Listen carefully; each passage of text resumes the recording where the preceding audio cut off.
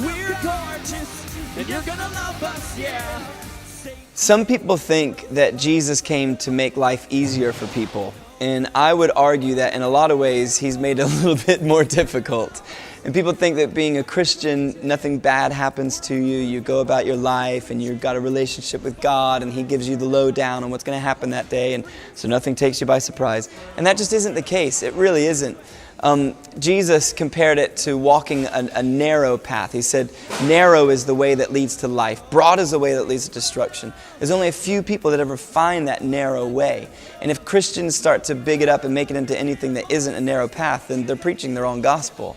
And also, Jesus said, you've heard it said, don't murder, don't kill, all that kind of stuff. But I tell you that even if you hate somebody in your heart, you've already murdered them. As far as your heart's concerned, you're guilty of murder. And so he didn't come to make things easier. He came to kind of shine light on the fact that it's a heart problem that needs a heart solution.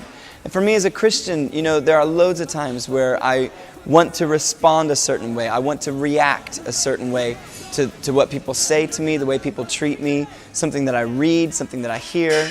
And yet I've got to remember that I've been forgiven, and who am I to kind of hold a grudge or to lash out and to respond from a human, worldly point of responding. And so I have to come back to Jesus and say, God, keep me humble, keep me on my knees praying for these people that are persecuting me, which is what you asked us to do, Jesus. And there's loads of different opportunities in life that I can either look at as a challenge, really frustrating, I'm just going to sack it in. I'm just going to leave it and walk away.